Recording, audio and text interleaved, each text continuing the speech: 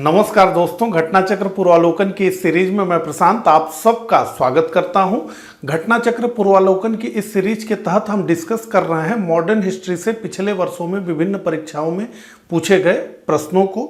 इस सीरीज के ढेर सारे लेक्चर्स ऑलरेडी इस चैनल पे अपलोड किए जा चुके हैं, जिन्हें अभी तक अगर आपने ना देखा हो तो आप इस चैनल पे चले जाइए। वहां पर आपको मॉडर्न हिस्ट्री PYQ इस नाम से एक प्लेलिस्ट मिलेगी। उस प्लेलिस्ट में इस सीरीज के सभी लेक्चर्स आपको एक क्रम से देखने को मिल जाएंगे, तो वहां जाकर के आप उन्हें देख सकते हैं। इस लेक्चर में हम डिस्कस करेंगे ब्रिटिश शासन का भारतीय अर्थव्यवस्था पर जो प्रभाव पड़ा, उससे जुड़े हुए पिछले वर्षों में विभिन्न परीक्षाओं में जो प्रश्न पूछे गए हैं उनको हम इस लेक्चर में डिस्कस करेंगे। साथ ही साथ उनसे जुड़े हुए, उन प्रश्नों से जुड़े हुए जो महत्वपूर्ण तथ्य हैं उन्हें भी हम रिवाइज करते हुए आगे बढ़ेंगे। ठीक है, तो चलिए इस लेक्चर को प्रारंभ करते हैं। तो अब आपके स्क्रीन पे प्रश्न आ चुका है। इसी तरीके से एक के बाद एक आपके स्क्रीन पे प्रश्न आते जाएंगे। मेरे साथ इन प्रश्नों को पढ़ते हुए, इन्हें सॉल्व करते हुए और कमेंट बॉक्स में अपना उत्तर लिखते हुए आप सभी आगे बढ़ेंगे, ऐसी आप सभी से मैं उम्मीद करता हूं। चलिए पहले प्रश्न को पढ़ते हैं। तो भारत में औपनिवेशिक शासन काल में होम चार्जेज भारत से संपत्ति दोहन का महत्वपूर्ण अंग थे। निम्नलिखित में से कौन सी निधियां होम चार्जेस की संगठक थी? यह IAS प्री 2011 का प्रश्न है। तो होम चार्जेस से प्रश्न है पहला, लंदन में इंडिया ऑफिस के भरण पोषण के लिए प्रयोग में लाई जाने वाली निधि, तो ये होम चार्जेस में थी। तो एक तो है भारत में कार्यरत अंग्रेज कर्मचारियों के वेतन तथा पेंशन देने हेतु प्रयोग में लाई जाने वाली निधि भी होम चार्जेज में शामिल थी। इसके अलावा भारत में जब रेलों का खूब विकास हुआ तो खूब ऋण लिया गया, उस पर जो ब्याज दिया जा रहा था। इसके अलावा जो भारत सरकार, जो ब्रिटिश भारतीय सरकार थी, वो जो सार्वजनिक लोन ले रही थी उस पर भी इंटरेस्ट पे किया जा रहा था। और इसी तरह से कई सारी और मदें थी जो होम चार्जेस से संबंधित थी। तीसरा, भारत के बाहर हुए युद्धों को लड़ने में अंग्रेजों द्वारा प्रयोग में लाई जाने वाली निधि, तो ये होम चार्जेस में शामिल नहीं था। तो 1 और 2, तो बी हमारा उत्तर होगा 1 और 2।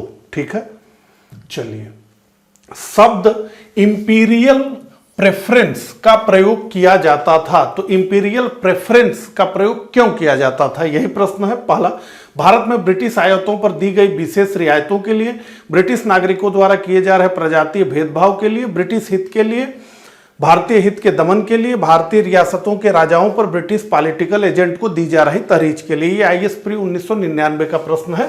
तो इंपीरियल प्रेफरेंस का मतलब था भारत में ब्रिटिश आयातों पर दी गई विशेष रियायतों के लिए।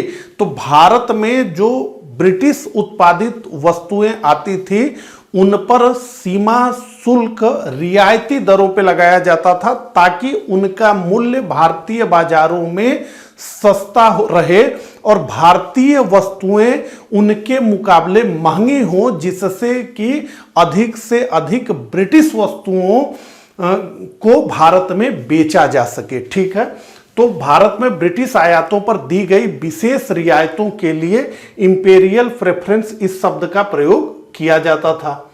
अगला, ब्रिटिश शासन के दौरान भारत में उद्योगों का कोई स्वतंत्र विकास नहीं हुआ, इसका कारण था। अब यह भी IAS प्री 1999 का प्रश्न है। ठीक है, तो ब्रिटिश शासन के दौरान भारत में उद्योगों का कोई स्वतंत्र विकास क्यों नहीं हुआ, यही प्रश्न है। तो भारी उद्योगों का अभाव, विदेशी पूंजी की कमी, प्राकृतिक संसाधनों की कमी। तो डी हमारा उत्तर है, धनिक वर्ग द्वारा भू संपत्ति में निवेश करने को तरजीह दिया जाना। तो जो धनी लोग थे वो उद्योग व्यापार लगाने की जगह बंगाल में बड़ी बड़ी जमींदारियां खरीदने लगे। तो जमींदारी में क्या था कि जमींदारी की आय बड़ी जो है सुकून वाली आय थी, उसमें कुछ मेहनत नहीं करना है। जो आपके पास भूमि है उसको आपने रेंट पर चढ़ा दिया और उस रेंट में से एक हिस्सा आप जो है ब्रिटिश सरकार को दे रहे हैं, एक हिस्सा अपने पास रख रहे हैं। एक हिस्सा में तो मैं आपको अस्थायी बंदोबस्त की बात कर रहा हूं, तो उसमें से 11 हिस्से में से 10 हिस्सा तो ब्रिटिश सरकार को देना होता था, एक हिस्सा अपने पास रखना होता था। तो यह सबसे बड़ा कारण था कि धनिक वर्ग भू संपत्ति में निवेश करने को ज्यादा तरजीह देने लगा बजाय कि उद्योग लगाने के। और ये मानसिकता अभी भी हम लोगों के पास है। आप देखते हैं कि जिसके पास भी थोड़ा सा पैसा होता है तो वो चाहता है कि हम किसी लैंड की ऑनरशिप ले लें तो हम भी भूमि के मालिक बन जाएं, ठीक है। लेकिन ये प्रवृत्ति उस समय भी थी, तो डी हमारा उत्तर है। अगला, 18वीं शताब्दी के मध्य इंग्लिश ईस्ट इंडिया कंपनी के द्वारा बंगाल से निर्यातित प्रमुख पर डे पदार्थ स्टेपल कमोडिटीज क्या थे? ये भी आईएएस का ही प्रश्न है। देखिए एक लाइन से जो है आईएएस से में ही इससे प्रश्न पूछे जा रहे हैं इस टॉपिक से। तो कई ऑप्शन है, हमारा उत्तर है डी, कपास, रेशम, सोरा, अफीम, नील। ये सब था। अफीम तो हम जानते हैं कि अफीम तो चीन को खिलाई जा रही थी, ठीक है। अफीम युद्ध भी हुआ तो अफीम तो चीन को खिलाई जा रही थी भारत से। तो कपास, रेशम, सोरा और अफीम, यही डी हमारा उत्तर है। अगला, इस्तमरारी बंदोबस्त किसने लागू किया? Wellesley, Warren Hastings, Lord Cornwallis, Lord Dufferin. तो इस्तमरारी बंदोबस्त जिसको हम जानते हैं परमानेंट सेटलमेंट के नाम से, चीरो अस्थाई बंदोबस्तों जो बंगाल में लागू की गई कि यानी चीर अस्थाई बंदोबस्त हो गया, परमानेंट सेटलमेंट हो गया। तो परमानेंट सेटलमेंट में क्या किया गया, तो पूरी कहानी अगर आप समझें तो देखिए 1772 में दैव शासन व्यवस्था को अंग्रेजों ने बंगाल में समाप्त कर दिया वारेन हेस्टिंग के नेतृत्व में, और यह तय किया कि अब सीधे दीवानी का कार्य कंपनी अपने हाथ में ले लेगी। तो कंपनी जब अपने हाथ में कार्य लेगी तो भू राजस्व का भी बंदोबस्त उसको करना होगा। तो वारेन हेस्टिंग ने पहले 5 साल दिया, फिर एक साल देने लगा, फिर 3 साल किया। तो वारेन हेस्टिंग के समय कोई परमानेंट सॉल्यूशन नहीं निकल पाया। लॉर्ड कॉर्नवालिस को गवर्नर जनरल भारत में बनाकर भेजा गया, तो उसके ऊपर एक जिम्मेदारी दी गई कि आपको बंगाल, बिहार, उड़ीसा में भू राजस्व वसूलने की कोई एक सटीक विधि तो निकालनी ही पड़ेगी। तो लॉर्ड कॉर्नवालिस आया। लॉर्ड कॉर्नवालिस ने 1790 में जिसे हम अस्थाई बंदोबस्त व्यवस्था के नाम से जानते हैं, उस तरह का बंदोबस्त किया केवल 10 वर्ष के लिए। लेकिन 1793 में इसे उसने स्थायी कर दिया, परमानेंट सेटलमेंट कर दिया। इस व्यवस्था में क्या होता था, तो इस व्यवस्था में जमीन के बड़े बड़े टुकड़ों को, अब जब मैं टुकड़ों की बात कर रहा हूं तो 10-10, 20-20, 50-50 गांव आ गए इसमें, ठीक है। और उन गांवों की जमीनें आ गई, जो है बोली लगा करके ये जो है किसी एक व्यक्ति को दे दिया जाता था। और चूंकि ये परमानेंट सेटलमेंट हुआ था, इसलिए जो भू राजस्व की दर थी वो बहुत ऊंची रखी गई थी, क्योंकि अब भाई भू राजस्व की दर तय हो गई तो उसी दर पे वसूला जाएगा, आज वसूला जाए या 50 साल बाद वसूला जाए। तो इसलिए महंगा भू राजस्व की दर ऊंची रखी गई और भू राजस्व वसूली जो है जमींदारों को, और जमींदारों को कहा गया कि आप ही इस जमीन के मालिक हैं तब तक जब तक कि निर्धारित भू राजस्व आप जो है जमा करते रहेंगे ब्रिटिश सरकार को। तो यह व्यवस्था कहां कहां लागू हुई, तो परमानेंट सेटलमेंट की व्यवस्था बंगाल में लागू हुई, बिहार में लागू हुई, उड़ीसा में लागू हुई और वाराणसी में लागू हुई। उस समय तक यानी 1790 तक यही क्षेत्र जो है ब्रिटिश टेरिटरी था। तो कुल भारत की भूमि का बात करें, अगर पूरे संपूर्ण भारत की हम बात करें, तो कुल भारत की भूमि का 19% हिस्से पर यह चिरस्थायी बंदोबस्त व्यवस्था लागू की गई। इसके अलावा 2 और बंदोबस्त व्यवस्थाएं थी, एक जिसे रैयतवाड़ी के नाम से हम जानते हैं और दूसरा जिसे हम महालवाड़ी के नाम से जानते हैं, ठीक है। तो उनसे जुड़े हुए जब प्रश्न आएंगे तो उन्हें हम समझेंगे। फिलहाल के लिए सी हमारा उत्तर है, लॉर्ड कॉर्नवालिस। अब देखिए कितना प्रश्न रिपीट हुआ है, एक बार देखिए किसके प्रशासन काल में अस्थायी बंदोबस्त प्रारंभ किया गया था, देखिए तो लॉर्ड कॉर्नवालिस, बी हमारा उत्तर हो जाएगा। इसके बाद अस्थायी बंदोबस्त किससे किया गया, तो अस्थायी बंदोबस्त जमींदारों से किया गया। तो ये बंदोबस्त किससे किया गया, जमींदारों से किया गया, और जमींदारों से यह कहा गया कि आप जो टोटल कुल भू राजस्व वसूलेंगे उसको हम 11 भागों में बांटेंगे, जिसमें से कि 10 भाग आपको ब्रिटिश सरकार को देना होगा, ईस्ट इंडिया कंपनी को देना होगा, और 1 भाग अपने पास रखना होगा। इसको और ढंग से समझ लीजिए तो लगभग 89% जो रेवेन्यू कलेक्ट करेगा जमींदार वो किसको देगा, तो वो ईस्ट इंडिया कंपनी को देगा, और 11% 11% वो अपने पास रखेगा। तो 89 और 11, ठीक है। ये रेशियो होगा, जमींदारों से किया गया, जमींदारों को ही भूमि का मालिक मान लिया गया, वो जमीन को बेच सकते थे, गिरवी रख सकते थे, किसी को दान कर सकते थे, उन्हीं की अथॉरिटी रही। अस्थाई बंदोबस्त किसके साथ किया गया? फिर से देखिए सेम प्रश्न बीपीएससी में, तो जमींदारों के साथ अस्थाई बंदोबस्त किया गया। किस गवर्नर जनरल ने भारत में अस्थाई भू राजस्व व्यवस्था स्थापित की? तो निश्चित रूप से हमारा उत्तर है लॉर्ड कॉर्नवालिस। देखिए प्रश्न कितना रिपीट हो रहा है। लॉर्ड कॉर्नवालिस का अस्थाई बंदोबस्त किया गया। तो देखिए अब इसमें 1790 भी दिया है, 93, लेकिन 1790 में ये 10 वर्ष के लिए प्रारंभ की गई, लेकिन फिर कॉर्नवालिस ने कहा कि इसको छोड़ो, पक्का करो। तो डी हमारा उत्तर है 1793 परमानेंट सेटलमेंट। अच्छा, अब एक बड़ा प्रश्न आ गया, ये आईएएस का प्रश्न है, चलिए देखते हैं। 1793 ईस्वी में लॉर्ड कॉर्नवालिस की भू व्यवस्था प्रणाली लागू होने के बाद कानूनी विवादों की प्रवृत्ति में बढ़ोतरी देखी गई थी। निम्नलिखित प्रावधानों में किस एक को सामान्यतः इसके कारक के रूप में जोड़कर देखा जाता है? तो जो परमानेंट सेटलमेंट हुआ उसके बाद कानूनी विवादों की प्रवृत्ति में वृद्धि हो गई, कानूनी विवादों की संख्या बढ़ गई, ये प्रश्न है। तो ऐसा क्यों हुआ? तो रैयत की तुलना में जमींदार की स्थिति को अधिक सख्त बनाना, ईस्ट इंडिया कंपनी को जमींदारों का अधिपति बनाना, न्यायिक पद्धति को अधिक कार्यकुशल बनाना। तो उपरोक्त ए बी सी कथनों में से कोई भी सही नहीं है, ये हमारा डी उत्तर है।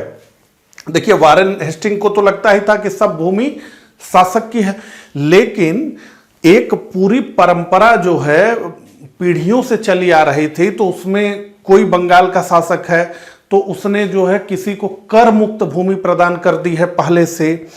किसी भूमि को ग्राम समाज ने यह सिद्ध किया है कि ये चारागाह भूमि है, सबको पता है, पीढ़ियों से पता है कि ये चारागाह भूमि है, ये परती भूमि है। इस भूमि का उपयोग जो है कोई भी सार्वजनिक उत्सव होगा गांव में तो उसके लिए किया जाएगा। तो ये सब चीजें परिभाषित ही नहीं थी, और जब परिभाषित नहीं थी तो जमींदारों का पूरा जो है क्षेत्र, उनका भू क्षेत्र निर्धारित ही नहीं था। मतलब अब ये सारी चीजें प्रॉपर प्लानिंग करके बतानी चाहिए थी, लेकिन ये सब हुआ नहीं।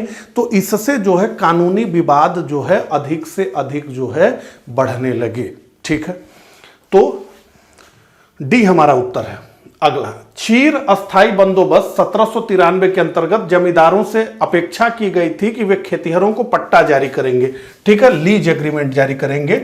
अनेक जमींदारों ने पट्टा जारी नहीं किया, इसका कारण था, पहले इस पूरे कॉन्सेप्ट को समझ लीजिए। देखिए जमींदार को भूस्वामी मान लिया गया। अब छोटी जमींदारी हो सकती है, बड़ी जमींदारी हो सकती है, किसी के पास 10 गांव की जमींदारी, किसी के पास 100 गांव की, कोई ऐसे भी रहे होंगे 500 1000 गांव की जमींदारी रही होगी। तो अब खेती कौन करेगा? खेती तो जमींदार करेगा नहीं, ठीक है, प्रत्यक्ष रूप से अपने नौकर रख करके। अब चूंकि छोटे छोटे किसान हैं तो वो क्या करते हैं कि नौकरों की मदद से खेती कर लेते थे, लेकिन जमींदार के लिए संभव नहीं था। जमींदार तो मिनिमम 10-20 गांव के तो कम से कम होते ही थे। तो वहां उस गांव में जो रहने वाले लोग हैं उनको जमीनें दे दी जाती थी, और दे दी जाती थी का मतलब यह था कि एक बार दे दी गई तो पीढ़ियों से खेती हो रही है फिर। ठीक है, तो जब ये परमानेंट सेटलमेंट में व्यवस्था आया तो ये कहा गया कि आपको पट्टा जारी करना पड़ेगा, यानी आपको एक लिखित रूप में लीज एग्रीमेंट देना होगा। जो किसान खेती कर रहे हैं, जिन्हें काश्तकार कहा गया, पीजेंट, जो एक प्रकार से रेंटर हैं, रेंट पर लेकर के खेती कर रहे हैं। जमीन के मालिक तो जमींदार है और उस पर जो खेती कर रहा है वो रेंटर है, उसी से भू राजस्व वसूलेगा जमींदार। तो उनको पट्टा जारी कर दीजिए। तो पट्टा जारी करने में दिक्कत यह थी कि जब जमींदार पट्टा जारी कर देते थे तो उनको हटा नहीं पाते थे वो। उन्होंने कहा कि अच्छा चलिए, मोहन को हमने जो है 10 एकड़ का पट्टा दिया था, अब हटिए मोहन, अब राकेश आइए, मोहन ठीक नहीं काम कर रहा है। तो ये थोड़ा मुश्किल होता था, इसीलिए जमींदार पट्टा जल्दी जारी नहीं करते थे। तो ये पूछ रहा है कि पट्टा नहीं जारी करते थे तो ऐसा क्यों होता था? तो ये लिखा है कि जमींदारों के ऊपर किसानों का विश्वास था, ऐसा नहीं था। जमींदारों के ऊपर कोई सरकारी नियंत्रण नहीं था, इसीलिए तो वो पट्टा नहीं जारी करते थे कि भाई, नहीं तो सरकार कहती कि भाई पट्टा जारी करिए। बाद में जो है कानून बना के ये किया भी गया। ठीक है, तो जमींदारों के ऊपर कोई सरकारी नियंत्रण नहीं था। 12 का हमारा जो है उत्तर है वो है बी। अगला, बिहार में परमानेंट सेटलमेंट लागू करने का क्या कारण था? जमींदारों का जमीन पर अधिकार न रहना, जमींदारों के लिए जमीन पर वंश परंपरागत अधिकार को स्वेच्छा से हस्तांतरित करने का अधिकार। तो देखिए कहीं पर भी, चाहे बंगाल हो, चाहे बिहार हो, चाहे उड़ीसा हो, कहीं पर भी परमानेंट सेटलमेंट लागू किया गया। तो इसीलिए ना कि भू राजस्व का राजस्व निर्णयन हो जाए, कंपनी को जितना मिलना है भू राजस्व वो पक्का हो जाए। रिक्त स्थान की पूर्ति कीजिए में बंगाल और बिहार में भूमि पर किराएदारों के अधिकारों को बंगाल किराएदारी अधिनियम, देखिए किराएदारी अधिनियम द्वारा दिया गया था। तो यह वर्ष पूछा जा रहा है, तो 1885 में बंगाल किराएदारी अधिनियम को पारित किया गया। इस बंगाल किराएदारी अधिनियम के माध्यम से भूमि का मालिक जो कि जमींदार था और काश्तकार जो कि असल में एक जो है किराएदार था, भूमि किराए पर लेकर के खेती करता था, उन दोनों के अधिकारों को परिभाषित कर दिया गया इस अधिनियम के माध्यम से कि जमींदार के क्या राइट्स होंगे और काश्तकार के क्या राइट्स होंगे। ठीक है, तो 1885 में यह कानून आया। तो अब जो है लगभग परमानेंट सेटलमेंट से जितने प्रश्न पूछे जाने थे वो पूछे जा चुके हैं। तो अब परमानेंट सेटलमेंट को मैक्सिमम चीजें तो हमने जान ही ली हैं, लेकिन एक बार दोहरा लेते हैं। ठीक है, तो इसको जो है परमानेंट सेटलमेंट को किन किन नामों से जानते हैं वो जानिए। तो पहले तो अस्थाई बंदोबस्त, दूसरा जो है इस्तमरारी व्यवस्था, तीसरा जागीरदारी व्यवस्था, चौथा मालगुजारी व्यवस्था, पांचवा जमींदारी व्यवस्था। ठीक है, तो वही लिखा गया है। जमींदारी सिस्टम ये कार्नवालिस ने 1793 में परमानेंट सेटलमेंट 90 में किया गया 10 साल के लिए। फिर कहां कहां लागू था परमानेंट सेटलमेंट? मैंने बताया कि ब्रिटिश भारत के 19% क्षेत्र पर यह लागू था। तो बंगाल में लागू था, बिहार में लागू था, उड़ीसा में लागू था और वाराणसी में लागू था। ठीक है, इसको परमानेंट सेटलमेंट के नाम से जानते हैं।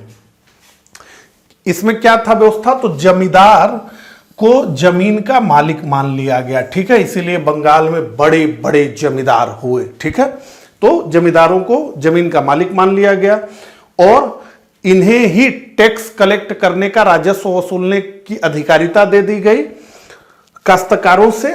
और जो मैंने आपको बताया कि कुल 11 पार्ट में डिवाइड हो जाता था लैंड रेवेन्यू, उसमें से जो है एक पार्ट जमींदार को अपने पास रख लेना होता था और 10 भाग जो है वो ईस्ट इंडिया कंपनी को दे देना होता था। ठीक है, चलिए निम्नलिखित में से कौन ब्रिटिश शासन के दौरान भारत में रैयतवाड़ी बंदोबस्त के प्रारंभ किए जाने से संबंध थे? तो एक तो परमानेंट सेटलमेंट, दूसरा रैयतवाड़ी और तीसरा महालवाड़ी। ये 3 प्रकार की भू राजस्व की वसूलने की विधि थी भारत में। ठीक है, तो पूछा जा रहा है कि रैयतवाड़ी बंदोबस्त के प्रारंभ किए जाने से संबद्ध कौन कौन था? तो लॉर्ड कॉर्नवालिस को तो हटा दीजिए, वो तो परमानेंट सेटलमेंट से है।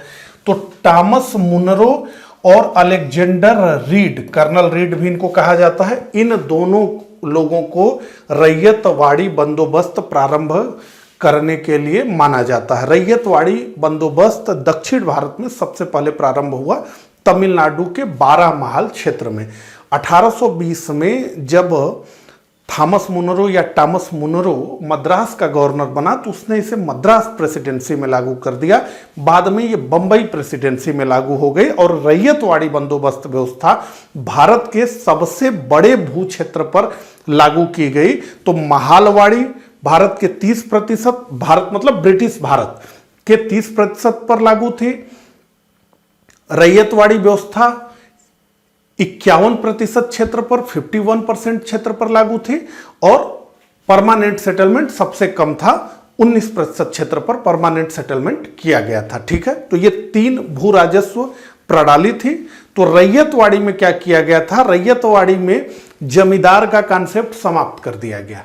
परमानेंट सेटलमेंट में क्या हो रहा था? ब्रिटिश ईस्ट इंडिया कंपनी, फिर जमींदार, फिर किसान या काश्तकार। रैयतवाड़ी में कहा गया कि नहीं, ये जमींदार नहीं, ये जो बीच का व्यक्ति है इसको हटाओ, सरकार फिर सीधे किसान। तो किसान ही क्या होगा? जमीन का मालिक होगा। किसान किसे टैक्स देगा? तो सीधे ब्रिटिश सरकार को देगा, बीच में कोई नहीं होगा। ठीक है, आज भी भू राजस्व वसूला जाता है ना, तो सीधे सरकार और उसके बाद क्या होता है? किसान होता है। ठीक है, तो यही रैयतवाड़ी थी। तो हम क्या कहेंगे? 3 और 2 और 3, यानी सी हमारा उत्तर हो जाएगा 15 का सी। चलिए अब अगले प्रश्न पे बढ़ते हैं। रैयतवाड़ी व्यवस्था सर्वप्रथम कहां लागू की गई? तो रैयतवाड़ी व्यवस्था सर्वप्रथम मद्रास में लागू की गई, मद्रास प्रेसिडेंसी, बी हमारा उत्तर है। अगला, भू राजस्व की स्थायी बंदोबस्त एवं रैयतवाड़ी प्रणाली क्रमशः शुरू की गई। तो अस्थायी बंदोबस्त बंगाल में और रैयतवाड़ी मद्रास में, ठीक है। तो हमारा उत्तर हो जाएगा ए।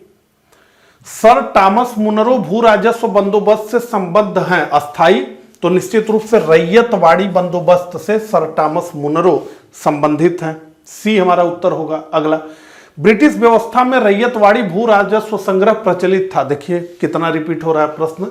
तो ब्रिटिश व्यवस्था में रैयतवाड़ी भू राजस्व संग्रह प्रचलित था पश्चिमी भारत में बंबई प्रेसिडेंसी और दक्षिणी भारत में यानी मद्रास प्रेसिडेंसी। तो हम क्या कहेंगे, सी और डी, ये दोनों हमारा उत्तर होगा। इसका मतलब ये प्रश्न गलत होगा। रैयतवाड़ी प्रथा प्रारंभ की थी sir Thomas Munro, Martin Bird. तो सर टॉमस मुनरो और कर्नल रीड इस व्यवस्था के जनक माने जाते हैं, ए हमारा उत्तर है। अंग्रेजों ने रैयतवाड़ी बंदोबस्त कहां लागू किया था? देखिए कितना रिपीट हो रहा है प्रश्न। तो अंग्रेजों ने रैयतवाड़ी बंदोबस्त लागू किया था मद्रास प्रेसिडेंसी में और बंबई प्रेसिडेंसी में। देखिए जल्दी का काम जो है ठीक नहीं होता है। मद्रास और बंबई प्रेसिडेंसी, सबसे अच्छा उत्तर तो यही होगा ना, जब ये ऑप्शन में है। तो मद्रास और बंबई प्रेसिडेंसी 21 का जो हमारा उत्तर होगा वो होगा डी। चलिए, अंग्रेजों ने रैयतवाड़ी व्यवस्था सर्वप्रथम आरंभ की थी, तो कहां पर किया था? तो मद्रास प्रेसिडेंसी में प्रारंभ किया था, सर्वप्रथम पूछा जा रहा है। तो मद्रास प्रेसिडेंसी 22 का डी।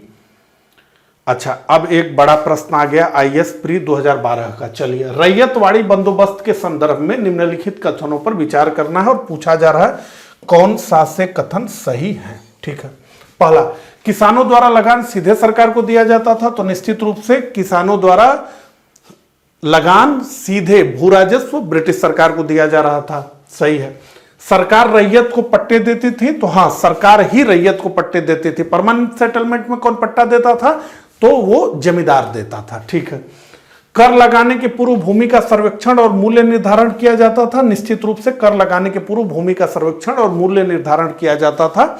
जो सिंचाई वाली जमीनें थी उस पर 60% और जो गैर सिंचाई जमीनें थी उस पर 50% के दर से जो है टैक्स ये वसूला जाता था। तो 1, 2, 3, तो हम कहेंगे सी हमारा उत्तर है। 1, 2, 3 तीनों सही हैं। अब आइए रैयतवाड़ी व्यवस्था को समझ लें। तो इसका तो एक कालखंड नहीं है, लेकिन टॉमस मुनरो हम मानते हैं 1820, ठीक है। कहां कहां ये लागू हुई? तो ब्रिटिश भारत के 51% क्षेत्र पे लागू हुई। तो Madras presidency, Bombay presidency, part of Assam and Coorg, तो असम और कुर्ग के कुछ क्षेत्र जो है वहां पर ये लागू हुई, ठीक है। तो ऑनरशिप किसको मिली? ऑनरशिप मिल गई पीजेंट को, किसान को, काश्तकार को। परमानेंट सेटलमेंट में किसको मिलती है? मिलती थी तो जमींदार को, ठीक है। British government collected tax directly from the peasant, तो पीजेंट से ही डायरेक्ट टैक्स कलेक्शन हो रहा था। Revenue rate of ryotwari system were 50% where the land were dry, ठीक है। और अगर 60% होगा अगर लैंड सिंचाई वाली होगी तो। अब यहीं पे महालवाड़ी भी समझ लीजिए, 3 भू राजस्व की व्यवस्था है, परमानेंट सेटलमेंट, रैयतवाड़ी, महालवाड़ी। महालवाड़ी क्या है? तो इसमें रैयतवाड़ी के भी गुण है और परमानेंट सेटलमेंट के गुण है, दोनों को मिलाकर मिक्स है ये, ठीक है। चलिए, कहां कहां पहले लागू थी महालवाड़ी ये समझ लीजिए। तो central province, north west frontier province, Agra, Punjab, Gangetic valley आदि, ठीक है। ये पूरे ब्रिटिश भारत के 30% क्षेत्र पर लागू थी व्यवस्था, ठीक है। इसमें क्या किया जाता था कि इसमें लगभग एक गांव को महाल मान लिया जाता था और उस महाल को जिम्मेदारी होती थी कि वो भू राजस्व वसूलेगा। महाल यानी गांव आप समझिए, तो वो भू राजस्व वसूलेगा गांव और उसको जो है ब्रिटिश ईस्ट इंडिया कंपनी को उस भू राजस्व को सौंप देगा। तो धीरे धीरे ये प्रक्रिया जो है जमींदारी सिस्टम परमानेंट सेटलमेंट की तरफ जा रही थी, क्योंकि जो महाल का प्रमुख था उसको जो है बेदखल करने का अधिकार मिला हुआ था पीजेंट को कि अगर आप सही से जमा नहीं कर रहे हैं टैक्स, तो वो जो महाल का प्रमुख व्यक्ति है वो आपको अपने खेत से अलग कर सकता है। ठीक है, तो देखिए, in this system the land was divided into Mahal, each Mahal compromise one और मोर विलेज, तो एक या कई विलेज हो सकते हैं। Ownership right were vested with the peasant, तो ऑनरशिप तो दिया गया किसान को, ये तो रैयतवाड़ी की व्यवस्था हो गई, और उनको बेदखल करने की अधिकारिता दे दी गई महालवाड़ी प्रथा में महाल के प्रमुख को, तो ये परमानेंट सेटलमेंट हो गया। तो the village committee was held responsible for collection of the taxes. ठीक है, तो वही जो कमेटी होती थी महाल के लिए, वह प्रथा जिसके तहत किसान स्वयं भूमि का मालिक होता है और सरकार को भू राजस्व के भुगतान के लिए जिम्मेदार मानता है, वो प्रथा कौन सी है? रैयतवाड़ी है। बी हमारा उत्तर होगा। अगला, तो यूपी पीसीएस प्री 2020 का प्रश्न, लेटेस्ट प्रश्न आ गया इस टॉपिक से। दो कथन दिए गए। पहला, ब्रिटिश सरकार ने भारत के अलग अलग भागों में भू राजस्व की अलग अलग व्यवस्था लागू की, इससे भारतीय किसानों में अलग अलग वर्ग बन गए। तो निश्चित रूप से यह सही है, ब्रिटिश सरकार ने भारत के अलग अलग भागों में भू राजस्व की अलग अलग व्यवस्था लागू की, 3 तरह की व्यवस्था लागू की, इससे भारतीय किसानों में अलग अलग वर्ग बन गए। तो निश्चित रूप से इससे भारतीय किसानों में अलग अलग वर्ग बन गए। अब एक तरफ कौन है? तो बंगाल के जमींदार, इतने बड़े बड़े और इतने रईस बंगाल में जमींदार थे। अब आप समझिए, देवदास फिल्म आपने देखी होगी, वो भी क्या है? एक जमींदार है। किस तरह का उनका जीवन है, और उनको तो आपने देखा, फिर उसके बाद ऐश्वर्या राय का विवाह जिनसे हुआ, ठीक है, देवदास से नहीं हुआ तो जिनसे हुआ, तो आप देखते हैं कि देवदास उस गेट पर हैं और ऐश्वर्या राय दौड़ती हैं गेट पर जाने के लिए। तो कितने देर का वो सीन का शूटिंग है, मतलब ये समझ में आ रहा है कि इतना बड़ा घर है कि मतलब उसमें 5-6 मिनट दौड़ना पड़ेगा तब आप गेट पर पहुंचेंगे, और कितने बड़े बड़े गेट्स हैं। ठीक है, तो हम कहेंगे ए हमारा उत्तर है। ए और आर दोनों सही है, आर ए की सही व्याख्या करता है। पंजाब भूमि हस्तांतरण अधिनियम कब पारित किया गया? तो पंजाब भूमि हस्तांतरण अधिनियम पारित किया गया 1900 ईस्वी में, और इस अधिनियम के माध्यम से यह तय कर दिया गया कि जो कृषक भूमि है वो गैर कृषकों के पास हस्तांतरित नहीं होगी, यानी उस हस्तांतरण पर रोक लगा दिया गया। अगला, असम में सर्वप्रथम चाय कंपनी की स्थापना कब हुई? 1835, 1837, 1839। आरो यारो का प्रश्न है। 1839 में असम में सर्वप्रथम चाय कंपनी की स्थापना हुई, दी असम कंपनी इंडिया के नाम से, और नजीरा असम में इसका मुख्यालय है। यह कंपनी आज भी चलती है, और अभी मैंने वेबसाइट पे देखा तो वहां लिखा हुआ है, अब तो उसका नाम है असम कंपनी इंडिया लिमिटेड। ठीक है, और उसकी वेबसाइट पे लिखा है वर्ल्ड फर्स्ट टी कंपनी। ठीक है, तो अभी भी यह कंपनी चल रही है। 1839। सूची 1 को सूची 2 से सुमेलित कीजिए तथा सूचियों के नीचे दिए गए कूट से सही उत्तर चुनिए। तो जजमानी, बाराबलूट, मिरासी, अडाडे, उत्तर भारत, कर्नाटक, महाराष्ट्र, तमिलनाडु। तो कौन सी प्रथा कहां पर जो है प्रचलित थी? तो ये यूपी पीसीएस में जो कठिन से कठिनतम सवाल पूछे जाने की प्रवृत्ति पिछले 2-3 वर्षों में बढ़ी है, उसी का ये उदाहरण है। यूपी पीसीएस प्री 2020 का ये प्रश्न है। ठीक है, तो आइए इस प्रश्न को सॉल्व करते हैं। देखिए, जजमानी प्रथा उत्तर भारत में प्रचलित थी ही, क्योंकि अब तो बहुत जो है कम जगहों पर हमें लगता है इसका प्रचलन होता होगा। इसमें यह था कि गांवों में जो काम करने वाले अलग अलग वर्ग थे, उनका सभी परिवारों में एक हिस्सा होता था। जब फसल पकती थी तो उनको वो दिया जाता था। जैसे आप लोगों ने अपने गांव में देखा होगा, नाई है तो वो 1 साल पूरा सबके बाल काटेगा, और प्रत्येक परिवार में जिसका वो बाल काटता है, तो जब फसल होगी तो उस फसल में से उसको हिस्सा दिया जाएगा। ये कहा जाएगा कि ये नाई का हिस्सा है, ठाकुर जी का हिस्सा है। इसी तरह कुम्हार का हिस्सा है, इसी तरह से लोहार का हिस्सा है, इसी तरह से बहुत लोगों का हिस्सा है। तो ये मोटे तौर पर जजमानी हम कह सकते हैं। ठीक है, 12 बलूट इसी तरह की व्यवस्था महाराष्ट्र में ग्राम सेवक, ठीक है, इस तरीके से। मिरासी ये व्यवस्था तमिलनाडु में, और अडाडे ये जो पुरोहितों को भेंट की जाती है कर्नाटक में, उसको अडाडे कहते हैं, ठीक है। तो ऐसे में ए का 1, बी का 3, आप देखिए बी का 3 जो है बी में भी है, डी में भी है। मिरासी तमिलनाडु, सी का 4, यहां सी का 4 केवल एक जगह यही दिख रहा है, और अडाडे कर्नाटक, ठीक है, 2। और बी का 3 12 बलूट महाराष्ट्र, और जो है जजमानी उत्तर भारत, ठीक है। 28 का हमारा उत्तर होगा डी। चलिए अगला प्रश्न, ब्रिटिश भारत में सैन्य बल पर केंद्रीय राजस्व का कुल कितना प्रतिशत व्यय होता था? यूपी आरओ प्री 2021 का प्रश्न है। यूपी पीसीएस भी लगा हुआ है कठिन से कठिनतम की तरफ बढ़ने के लिए, और आरओ भी उसी के साथ साथ दौड़ रहा है। आरओ तो थोड़ा और आगे निकल जाता है इस मामले में।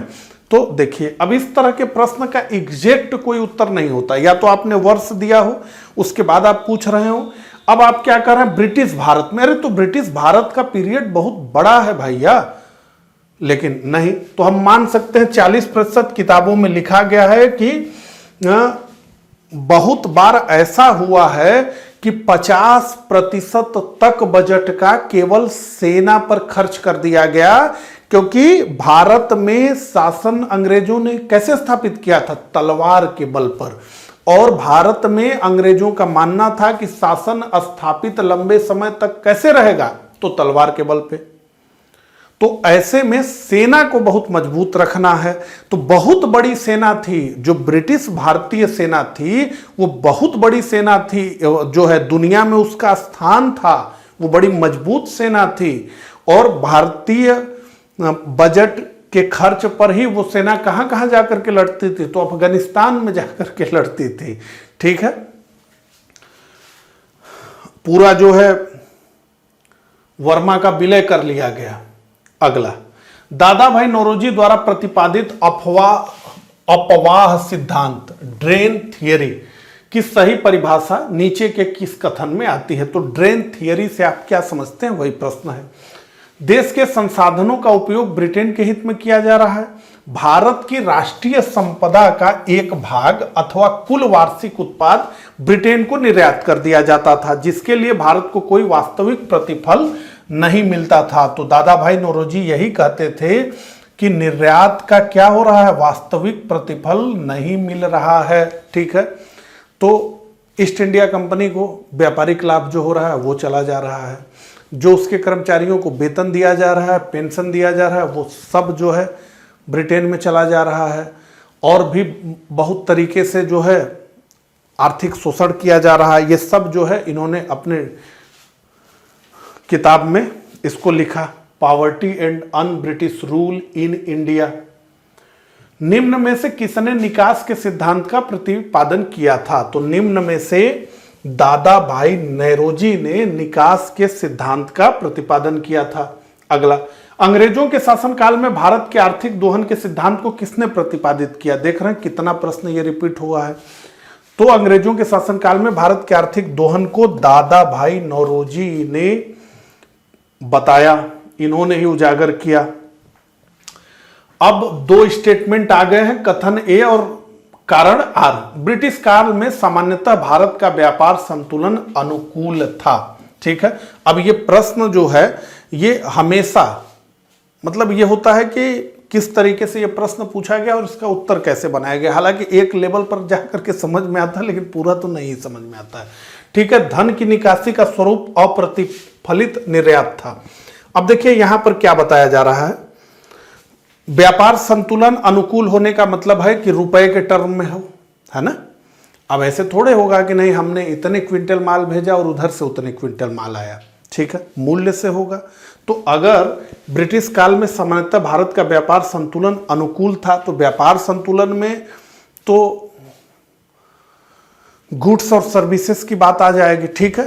तो अब यहां यह बताया जा रहा है कि ब्रिटिश भारत में जो पूरा औद्योगिकरण का प्रारंभ हुआ ब्रिटेन में, तो कच्चे माल की आवश्यकता हुई, तो कच्चा माल तो भारत से जा रहा था, खूब बड़े मात्रा में निर्यात किया जा रहा था ब्रिटेन को, और वो कच्चा माल कम कीमत पर ब्रिटेन को निर्यात होता था और उसके बदले में उसी कच्चे माल को पका पकाया माल, यानी जो प्रोसेस्ड करके प्रसंस्कृत करके माल फिर भारत को बेचा जा रहा था। ठीक है, तो ये कहा जा रहा है कि व्यापार संतुलन तो अनुकूल था, लेकिन धन की निकासी का स्वरूप अप्रफलित निर्यात था। जो धन जा रहा था जो है उसका कोई प्रतिफल नहीं मिल रहा था। तो ये हमारा उत्तर होगा।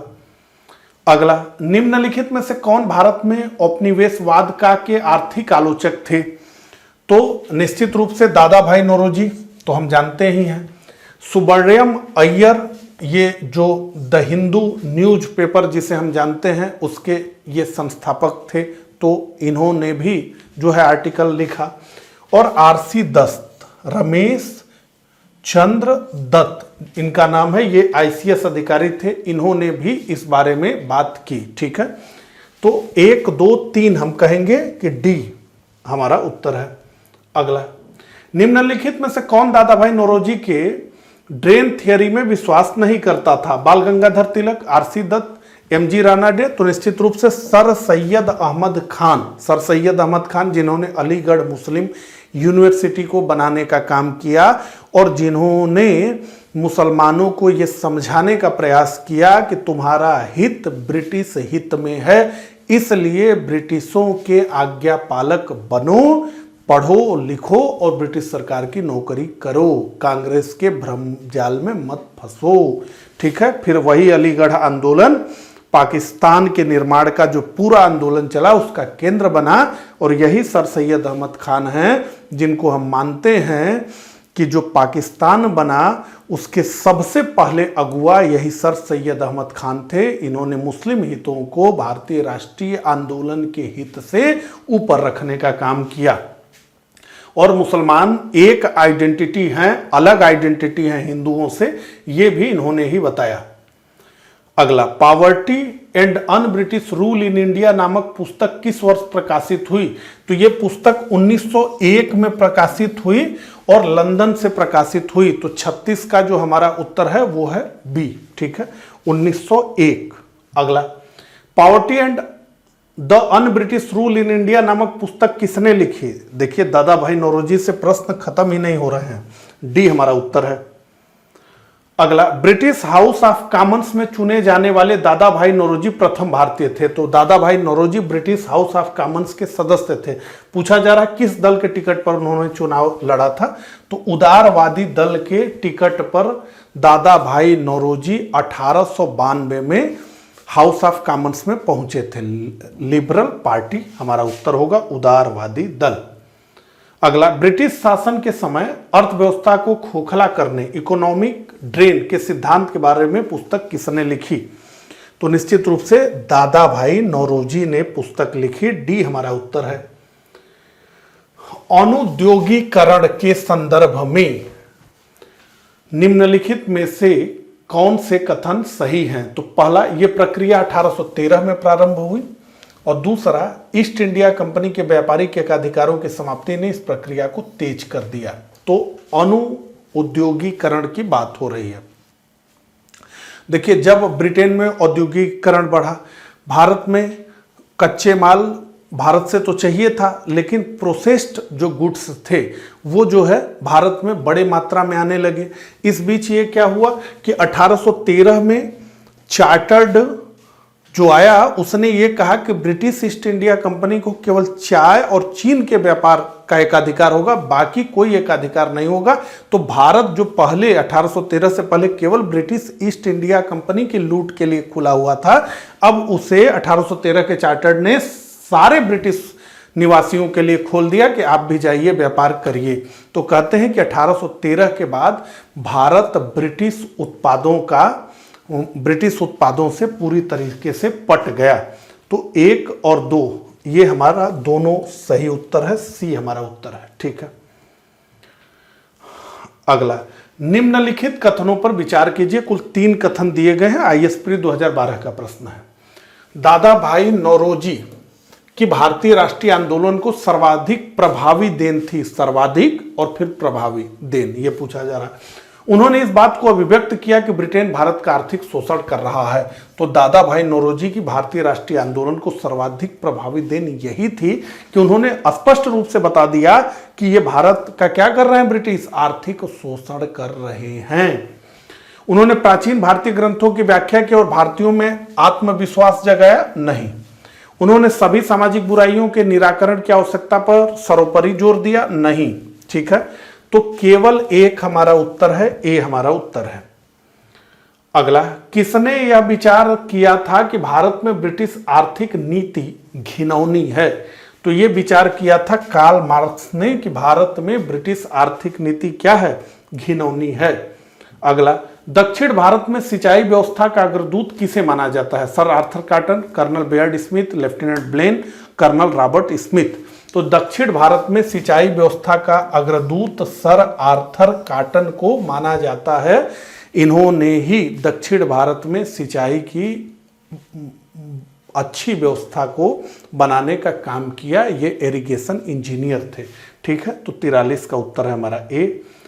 अगला, भारत के इतिहास के संदर्भ में निम्नलिखित युग्मों पर विचार कीजिए। आईएएस प्री 2020 का प्रश्न है। पहला, ओरंग राजकोष का प्रभारी। तो 3 शब्द हैं, ओरंग, बेनियान, मिरासदार। ठीक है, तो ओरंग राजकोष का प्रभारी पूछा जा रहा है, कौन सुमेलित है? तो ओरंग राजकोष का प्रभारी नहीं था। ओरंग एक फारसी शब्द है जिसका अर्थ होता है गोदाम। दूसरा शब्द बेनियान या बनिया। ठीक है, तो जो भारतीय कारीगर थे और जो ईस्ट इंडिया कंपनी के अधिकारी थे, उनके बीच जो मध्यस्थ का काम करता था, एजेंट का काम करता था, वो था बनिया बेनियान, ईस्ट इंडिया कंपनी का भारतीय एजेंट। तीसरा, मिरासदार, राज्य का नामित राजस्व दाता। ठीक है, तो देखिए मिरासी ये एक अरबी शब्द है जिसका मतलब होता है उत्तराधिकारी। तो रैयतवाड़ी व्यवस्था में राज्य के इकलौते नामित राजस्व दाता को क्या कहा गया? मिरासदार कहा गया। तो ये दोनों सुमेलित है, औरंग नहीं सुमेलित है, तो हम कहेंगे केवल 2 और 3 सुमेलित हैं। तो ये हमारा उत्तर है। अगला, आर्थिक तौर पर 19वीं शताब्दी में भारत पर अंग्रेजी शासन का एक परिणाम था भारतीय हस्तशिल्प के निर्यात में वृद्धि, भारतीयों के स्वामित्व वाले कारखानों की संख्या में वृद्धि, भारतीय कृषि का वाणिज्यीकरण और नगरीय जनसंख्या में तीव्र वृद्धि। तो आर्थिक तौर पर 19वीं शताब्दी में भारत पर अंग्रेजी शासन का एक परिणाम था कि भारतीय कृषि का वाणिज्यीकरण हो गया। तो इंग्लैंड में औद्योगिक क्रांति हुई, अब उनको अधिक से अधिक कच्चा माल चाहिए। इसके अलावा भारत में धीरे धीरे अंग्रेजों के आने के बाद पूंजीवादी व्यवस्था बढ़ने लगी, हर काम के लिए नगद धन की आवश्यकता होने लगी। तो ऐसे में किसान भी यहाँ अब नकदी फसल को उगाने के लिए प्रेरित होने लगे। तो चाय के बागान लगने लगे, रबर के बागान लगने लगे, काफी के बागान लगने लगे, नील की खेती होने लगी, रेशम, जूट, तंबाकू, इन सब की खेती होने लगी। तो ये हुआ कि भारतीय कृषि का वाणिज्यीकरण हो गया। निम्नलिखित में से कौन सा कथन औद्योगिक क्रांति के द्वारा 19वीं शताब्दी के पूर्वार्ध में भारत पर पड़े प्रभाव की सही व्याख्या करता है? यह भी आईएएस का प्रश्न है। भारतीय दस्तकारी उद्योग नष्ट हो गए थे, भारत के वस्त्र उद्योग में मशीनों की बड़ी संख्या में प्रवेश हुआ था, देश के अनेक भागों में रेलवे लाइन बिछाई गई थी और ब्रिटिश उत्पाद के आयात पर भारी शुल्क लगाया गया था। तो ये हम हमेशा पढ़ते हैं कि भारतीय दस्तकारी उद्योग बिल्कुल नष्ट हो गया था। कार्ल मार्क्स ने इस बारे में ये लिखा है कि ये अंग्रेज घुसपैठिया था, यह चाहे वह अंग्रेज घुसपैठिया था जिसने खड्डी को तोड़ दिया, चरखे का नाश कर दिया तथा जो देश सूती कपड़े के लिए प्रसिद्ध था, दुनिया में विख्यात था, उसे सूती कपड़े से ही भर दिया। तो पूरा अंग्रेजी माल सस्ते दामों पर भारतीय बाजारों में भर दिया गया। ठीक है, तो इस प्रकार से ब्रिटिश शासन का भारतीय अर्थव्यवस्था पर पड़े प्रभाव से पिछले वर्षों में पूछे गए कुल 46 प्रश्नों को हमने डिस्कस किया। मुझे कमेंट करके ज़रूर बताइएगा कि मेरा ये प्रयास आपको कैसा लगा। मिलता हूँ इसी तरह के अगले लेक्चर में, तब तक के लिए आप सभी को नमस्कार, धन्यवाद।